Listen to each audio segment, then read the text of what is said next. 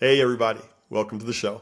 And today I get to hang out with my friend, Jeffrey Goldberg, who is the Chief Revenue Officer of Contemporary Media, which is a locally owned media organization that runs the Memphis Magazine, Memphis Flyer, and Memphis Parent. Jeffrey, welcome to the show. Great to be here. It's truly great to be with you. So I remember you might not remember this, man, but you were one of the people that actually put an arm around me early on in my journey in the city regional media space. I remember I came to a meeting and you were so warm to me. This was one of my first meetings that I can remember. You were warm to me. And I remember you took me and you were showing me faces. I didn't know the faces model. I didn't understand how faces worked. And so you walked with me to your table, grabbed a copy of your faces issue, was fat. The thing was huge. And you were just showing me like, yeah, this is everybody paid X for these ads, and it's just a magazine full of these are all ads, Johnny. But this faces model is the reason that it makes it compelling content. Do you remember that? Yes, Yeah, yes, that was a yeah. that was a big moment for me, man. Faces is such a beautiful product, and you were one of the early. I mean, I know you guys weren't the inventor of it, but you were early The on that. inventor in Sarah May was Joe O'Donnell, Yes, and sir. we owe a huge debt of gratitude. But it was either a January or February issue of B Metro. I was just thick as a brick, and I saw all the faces, and I called him, and as we say in the South, he schooled me on what it was, and we jumped in and got off to a good start year one, great start, great year two, and we're still doing it. We had 75 clients participate this year, um, and it's we do for us. It's very very meaningful, and it's been great to see so many other CRMA members flourish with it. Um, we still search for how to get more out of it beyond that particular issue. But that's a topic I think of great interest to everyone in the revenue generating side of the business. Well, and I think a lot of people are going to have the question, and I'll ask you this later, actually, because I want to start. But when you say you get 75 faces profiles in your Memphis issue, is it still a standalone issue? Is it by No, itself, for or us it's in the March issue. okay? All right, it's in So the we'll March issue. next publish in March of 26. Yeah. So remind me to come back to this later because I think some people are going to have the question: how do you even do that? How do you get to 75? Typically it's closer to 25, 35 is what I see. Yeah. But I'd like to hear first, before we get into those mechanics, a little bit about your media origin story, like how you Okay. came into media, and then how you grew into the hmm chief revenue officer role. Okay. Well, way back when, I actually worked in the textile business as a very young guy, 21 out of college, and um, I was a sales rep for a large public company, but I really wasn't that into it. And I had some friends who were selling media, and I was fortunate. I met a guy at a where I worked out in New York. Some people may remember or still know the New York Health and Racket Club. But I met a guy there named Mike Bellomo who had a publishing company. He hired me to help launch me and other young people a dual audience fashion magazine called In Fashion that we worked on successfully for a few years, and then Rupert Murdoch bought our company, and all of a sudden I was an employee of News Corp, and then they shut us down about 2 years later. I was hired by Condé Nast and worked for them for a few years. At the time, my ex-wife and I decided to move to Memphis, near where she's from. I took a job at this tiny little corporation, which at the time had just launched the Memphis Flyer, had been publishing Memphis Magazine for about 15 years, and we had an amazing, fantastic growth story, like most everyone in the business. Then, of course, things have adjusted and changed immeasurably, but that's my story.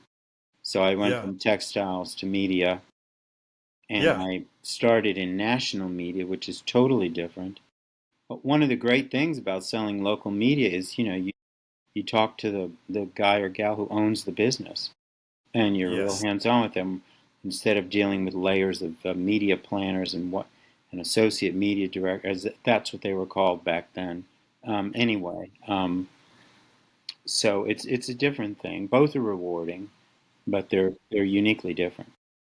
Yeah. Is that what attracted you to stay in local media? Like, what caused you to stay? Because you came over to it, but what made you Well, what stay in caused it? me to stay was it was exciting and we were successful. Had a great boss, Ken Neal, who's a icon in CRMA, a former Lifetime Achievement Award winner. He's been retired for about 6 years, so I still miss working with him. I visit with him whenever I can, and anyway, we had a wonderful ride, especially with the Memphis Flyer in the 1990s and 2000s. Business was incredible. Yeah. Yeah. So sales sounds like it's been like it sounds like that's the theme throughout your career. It's been Yeah, sales. Yeah. Um, yeah, absolutely. I've gotten as we've developed a lot more custom content, which I especially enjoy. We've done about a dozen books, milestone books, a couple of more traditional books, and we've done some commemorative magazines that are been a lot of fun to work on. what makes those fun? Well, just helping a company realize how to tell their story. Because it typically starts out with, yes, I want to do this. Thankfully, we can show other examples, but to actually tell their story, it takes a lot of work. And as one of my mentors, Steve Rivera, the former owner of Diablo, which is where Barney Fonzie runs everything and has for years. But Steve, Steve told me a long time ago, two words with custom: heavy lifting, and I'm reminded of that almost every day. Um, so each client is different, and each project is uniquely different. We especially like the projects that are repetitive, like publishing an alumni magazine for a school. We do two of those. We'd like to do a lot more. Um, but that's a good business to be in. So what makes you good? What made you good at sales? Obviously, you stayed there, and then obviously you kind of rose through the ranks in sales. It's evident. You don't have to say it. I know you're good at it. What makes you good at it? Well, that's a good question. Probably, I've certainly always tried to keep learning and improving on techniques and whatnot, but I did get some excellent training, especially at News Corp, Murdoch Magazines, and at Condé Nast. They were constantly training us. Um, and even though it's completely different from what goes on here at Little Contemporary Media in Memphis, but a lot of the principles apply about being a good listener, being prepared, working hard. I wouldn't underestimate working hard. Was probably the two most important words, and working smart. But one of my other all-time favorites in our business is a fellow named Julio Melara that many of us know from Baton Rouge, and he's just Yeah. a remarkable publisher and also a remarkable speaker. But I remember listening to him early on when he'd give a talk. He'd get out this little uh, tin that he had on his desk, and there was a little note in there, I think from his mom, that said "Work hard." And I thought that was a good story. That always stuck with me. But I greatly admire Julio as a person and as a sales guru. To me, he's tops. He's incredible. Yeah. Well, I've learned a Yeah. lot from a lot of the many people. I've been to dozens of roundtables and conferences where we've had great speakers. Um, Yeah. Yeah. I'm always trying to learn. I'm always picking up new books and listening to Ryan Dorn videos and talking Okay. about what goes on, and those are Yeah. all helpful. Yeah, you're curious, you're a learner, but you learn how to work hard. Now was the working hard part innate to you, or did you learn it? Was Yeah, there a you know, my, moment? my dad was a hard worker, and my mom. You know, I definitely got that certainly from my dad, I think, but probably more so from all the many people I've met in the industry.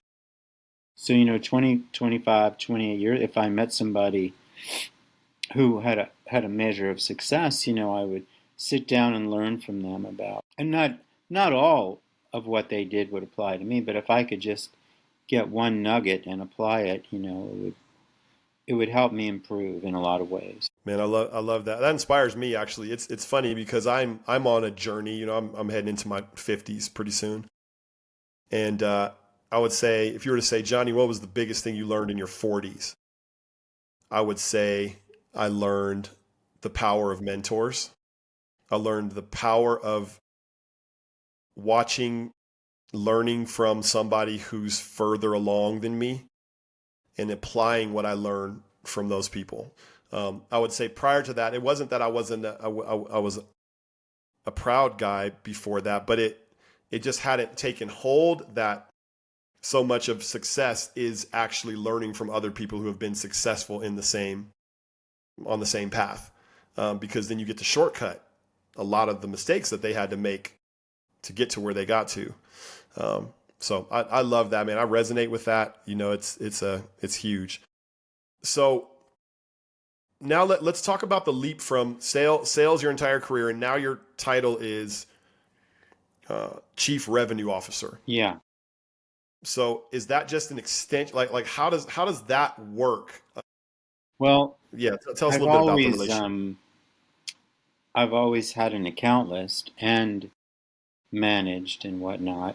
That's just the way we're structured here. And the business was very small when I got here, and then it grew quite a bit, and now we're small again. Um, but you, you know, it's trying to put the light in people's eyes to do what you want them to do, which is a great skill. You know, I've also learned from several of our owners of our company, one in particular who's a remarkable real estate developer. But when I first met him, a few years after I'd gotten here, the president of our company had passed away, and then this fellow became the president. And but the first thing when I met him in his office, he was juggling some balls, and he said, "Do you know how to juggle?"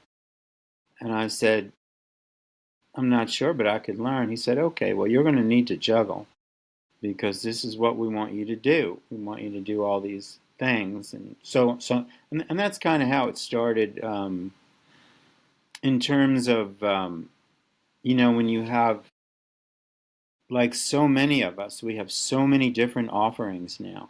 If you turn the clock back 20 years or 10 years, it, you know, it certainly started within the last 10 years, but it used to be we were selling print and a few events. Now there's a lot of events. There's digital, there's social, there's custom, there's branded content. I'm not complaining, but if you're managing people to sell all these things, you have to convince them that this is a good thing, that you have all these offerings. And some of them, you know, sometimes are overwhelmed. But Yeah. it's been, you know, in this new era, especially after COVID and whatnot, when everything has changed, um, the the dollars, and as you alluded to earlier, they come from different buckets in Yeah. different ways. So it's very challenging. It's more challenging than ever. But on the other hand, it allows for, you know, a really good feeling when you achieve some success with it. Yep. So then what is the difference between Chief Revenue Officer and VP of Sales or sales I think leader? it's just the words. You know, you can. I at one time was vice pre. I've had a vice president title. I was first associate publisher, then it was vice president for a long time. and then it Yeah. was chief revenue officer. We've never had a CEO who was sales oriented. That's part of it. Yeah. Ken Yeah. was a journalist by trade. Not that he wasn't a good salesman if he needed to be. And our current CEO also is a journalist by trade. So I that's see. probably a fit for someone like me here, Yeah. where Yes. a lot of our CEOs, have a great business background. Come from the They're sales more side, business maybe. oriented.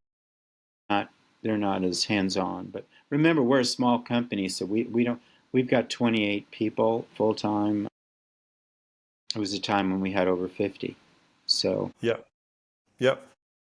there's a And so lot then a what? lot of a lot of us are juggling and doing many more things than ever before. So I'm going to draw this out a little bit. Hmm. It sounds like part of your job is to help put the light in people's eyes when it comes to the products that you have and the opportunities that are in front of you from a sales perspective. So you're bringing the sales hope and the sales acumen up into the C level of the organization. Am I saying this right? Is that how you Yeah, would describe yeah. your Well, role? you have to. We're not getting nearly as many call-ins, if you will, or when businesses open. Back in the day, they'd contact us, and that doesn't happen anymore. So you've really got to get out there and hustle like never before. You do have the advantage of, e-blasting as a touch point, but the art of using the phone and and managing your time and having as many meetings as you can possibly have, but also things like getting involved in organizations and attending events where you get to have FaceTime with a lot of people in one shot. There's a skill to that. Yeah. I still to this day enjoy, going to a gathering and working the room and seeing what Yeah. comes of it, Yeah. let alone at our own events. Yeah. So we didn't have that in the past as much, but Yeah. that's an opportunity today that I think is, it's something we try to do a better job. Why do people trust you? Why do people end up trusting you? That's a good question. I like to think I pride myself on my integrity, but I think with clients, when I first get to know them, the fact that show a keen interest and have some knowledge about their business seems to work and would to anyone's advantage because then someone will want to, you know, potentially listen to what you have to say, which is Yeah. ultimately what you have to do. You have to break through the clutter of these dozens of other media options that an auto dealer or a jewelry store owner have, so that you're one of the few that they actually use. And I've worked with people and worked with people who think it's not about the individual, it's just about the product. But I think it's both, especially with local media. Um, Yep. They got to trust you. mhm. They got to trust you, and they got to trust your brand. There's a quote from a guy named Brad Lomenick, who's a genius connector. And I don't even know if this is his quote or if he was quoting somebody else, but he said, be interested, not interesting. In other Yeah, words, I like it. yeah, interested in, because a lot of people want to be interesting and then it's about them, but interested makes it about the other person. You want to know what's going on with them. And Yeah. um, in sales, I think that's a incredibly important skill to have. Hmm. So how do you actually train like the salespeople? Do you train the trainers or do you train actual feet to the street Well, salespeople? we years ago we collaborated with folks from Nashville, and we brought Ryan Dorn in. Wish we could do that more often. Again, he's incredible. We use the CRMA training books that we've had, but my sales guys have been here for over 25 years, except Oh, for one okay. of them is fairly new. So they're but they could still learn. I think time management, breaking through. A lot of them are frustrated where they'll get ghosted by people. And Ryan addresses all that. He's got videos on every sale. So I'm always encouraging our people to check him out, or I'll try to go over it with them as best I can. Let me just circle something you just said. So you said your people have, like, your salespeople have been there for 25 years, like many of them, like consistently. They've just stayed Yeah, for decades of we their have life. four. We have four who've been here for over 25 years. Three have been here over 25 years each, and one who's been here for less than a year. Wow. So so in a time when I think in the industry the trend is that sales has a lot of turnover in that position, and that is one of the, maybe one of the bigger pain points that I'm hearing in the industry is about keeping an effective sales team. Mm-hmm. How have you been able to keep people that happy that they are willing to stay? Because there's been so many times of turmoil in the last even decade, right? How are you keeping people through Well, I will through say all of this: that? one of our guys, she was with us for over 20 years, and then she left to sell billboards, and did that for about 2 years, and then she came back to us. Yeah, We had a 25 plus year top person leave when she was yeah, at the billboard company, and she came back to take over our top list, and yeah, she's doing really well. But we have a nice esprit de corps here. We like to think of ourselves as a family. We have an amazingly great ownership group. It was really challenging, to say the least, the COVID experience and trying to survive. It was really, if not for the government funding, we certainly wouldn't have made it, and lots of yeah, others. yeah, So it's just been it's been challenging. We're not where we want to be, where we think we can be, but we believe we can get there. It's the best way I where do can you want describe it. where do you want to be? Well, we want to be we want to increase our revenues and our bottom line, more than it is now, and we want to be able to add quality new people. It's been very hard when we interview salespeople. It's been actually very depressing how Yeah, poor they interview. And we use the way I was interviewed as a really young guy at Condé Nast was they'd give you the media kit, and then you'd have to make an appointment and come in and make a sales pitch. yeah, But that's what we do. So every time the person just throws up all over me, doesn't ask a question. It's really hard to find good people for sales. It really is. yeah, yeah. That is very much what I'm hearing. I love that though. That, like, so you're careful. Like, I can tell. So you're extremely careful about hiring for the sales position. You have a filter, which is this kind of thing that they've got to perform at least moderately successfully to even be in the running.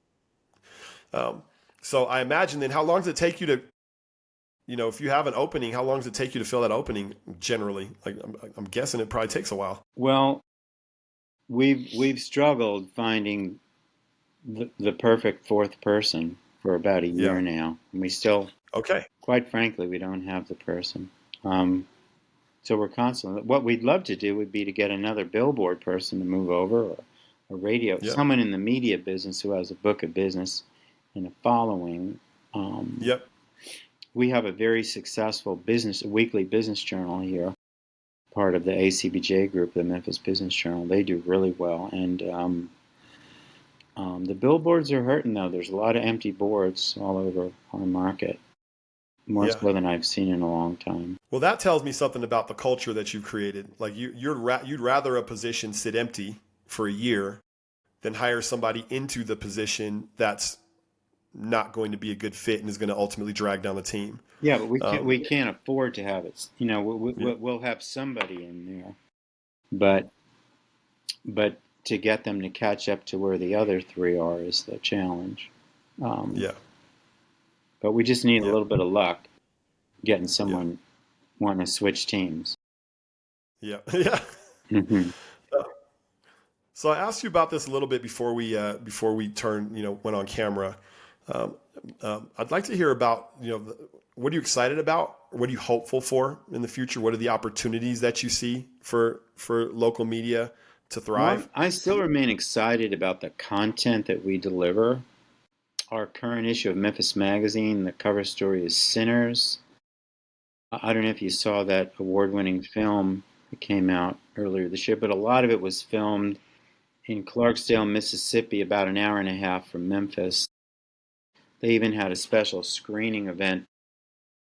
We have a music writer for the flyer, and he does general stories for the magazine, but he absolutely knocked it out of the park. I still get excited about our content, and there's a really unique institute for journalism at the University of Memphis that we've partnered with, and their writers are graduate students and older, and they've done some incredible work.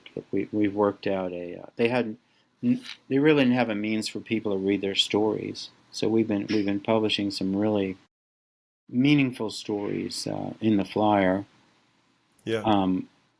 and the magazine, and that's what I'm really excited about. Because if you do that, content is king, and Mm-hmm. if you're true to that, ultimately you can sell more advertising. Now it goes without saying, and all the CRMA veterans know, you have to have special concepts that you maximize, whether it's faces or top doctors or top dentists or whatever. But in general, we would like to get 6 and 12 time, or in the case of our weekly, 26 and 52 time advertisers who want to reach our audiences consistently and believe that our content is engaging our audience to give them, a really good ROI. Yep. Yep. So I hear something. Um, it's a theme that's coming up. Coming up. You said content is king, and then earlier you said something about storytelling. It sounds like what makes local media effective is if it is telling the stories well. Like I think telling the stories well has something to Yeah. do with creating the trust and the interest and the engagement in a community that makes it possible for advertising to thrive. Well, I have a great memory of the late Wick Allison, one of the all-time greats in our business, and he was talking about his career and how, with a local media company, you need to become an authority on X number of segments or industries or topics, and then you, as such, can maximize the revenue you can get from them. Yeah. An authority within your community, and that always stuck with me. And I think he was right. And I think D Magazine still to this day does that with all the many wonderful products they have. But Yeah. that really stuck with me when I heard that speech, and I think it's true. Some of us are better at healthcare than others. Some of us are better at local travel than Yeah. others. Some of us are better at education than others. But those currently for us are the three most meaningful markets. Whereas where you know dining is interesting because for us there's very little revenue there, but it's vital for our content and to attract and engage our audience. All right. So you see dining as important more as your place as the authority in dining, right? So you need to be the authority on dining because people care about dining. And if and you're not necessarily going to make a bunch of money off of restaurants, it sounds like, but We're not. that's not the point. That's not Yeah. the point. The point is Yeah. to be the authority. Yeah. Whereas if you do it like it's just on my mind because it's in our December issue when we do top dentists. But if you reach out to all the dentists, and if they're named a top dentist, the ads come in and so forth. And then all kinds of things around it. You can have a top dentist reception. You can sell plaques. So there probably are some in CRMA who have figured out how to generate revenue from from dining. We have, at least in the Memphis area, the margins are so thin for restaurants. It's rare that we get any business. Yeah, that makes sense. Um, Now, you did say that the things that you were excited about for the future, were digital, custom, and events.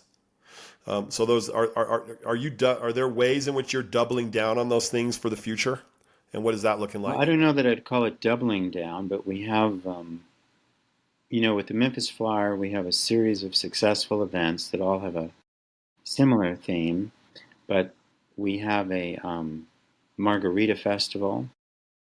We have two crafts and drafts festivals, one in the summer, one in November, and we have a bacon and bourbon festival. And we'd like to think we can add a beer and or a wine festival in the near Yeah, future, as an example. yeah, That would really complete it for us. Not that there aren't wine and beer events here now, but we just have to find a way to do it with distributors and so on and so forth. And the same goes with the magazine. We have a CEO of the Year event, and we partner with others on something called the MemTech Awards, Technology Awards.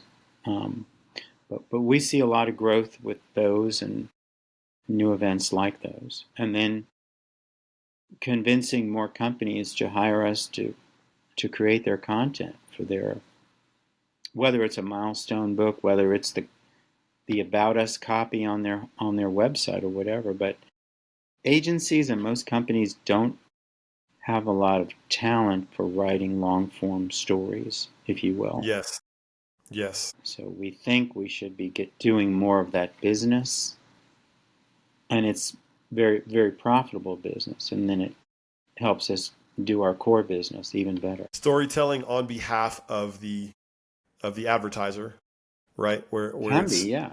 Well, yeah, you've got all these, and the old print term is advertorials, but branded content, what have you, is a good way to go. There's an alt weekly in the New Orleans market called Gambit that's really become a champion of doing branded content programs for their advertisers. We're yeah. trying to reach a similar level of success. Haven't gotten there yet, but if someone's done it, it gives us more confidence that we can do it too, especially if it's a Yep. similar market. Because you're the authority in your market. We are on certain things, but part of our where we want to get to, we have to become more of an authority. Yeah. Yeah. So last question. Mm-hmm. What's the legacy you hope to leave? Great question. um, I think we've touched on some of the things, but for me, then in some way, my efforts raising revenues to help fund our media have improved the quality of life in our area and will continue to do so. And Yes. and that's what keeps me engaged in this business, because I see it. I see people reading the magazine. I see people picking up the Memphis Flyer and reading it, and it's good. We have the metrics on our digital content to know what's going on, which is really nice to see. Yeah. Um, Yeah. so I would say that would be it. And you said improve the quality of life in this region, right? Ultimately, you're doing a lot of things, and you're trying to, you're putting the light back in people's eyes, right? You're trying to help people stay Well, hopeful. yeah, we do. We're not a Pollyanna kind. We don't say it's a beautiful day every day. We tell the truth about what's going on here. But I think it's important for people to get that independent journalism, instead of the biased kind, if you will. Yeah. I don't Yeah. know, but we're our city and our area has a lot of challenges. It's not a secret that we're number one in violent crime, which is really something we're not proud of. And I'm it really bothers me because in my 30 plus years here, we haven't always been this way. Yeah. But it's, as our market goes to a certain extent, so do we. But we hope we're improving the quality of life with the content that we offer, whether it's just for enjoyment or Yep. enlightenment or Yep. usefulness. Usefulness is a big thing. Yes. And we Yeah. like to think that we're an authority on that. Yeah. Yeah. That's awesome. Well, I appreciate Jeffrey you sitting with me and sharing the wisdom that you've gained from a career um, in sales and a career in a love relationship with publishing. And it's, you obviously have such a heart for local media. So thank you for joining me today. I'm honored to have been interviewed. Big fan of yours, and I wish you the very best. Thank you. Thank you, man. That's the warmth, man. I just remember it from the first time I met you. I was like, this guy has a warmth to him.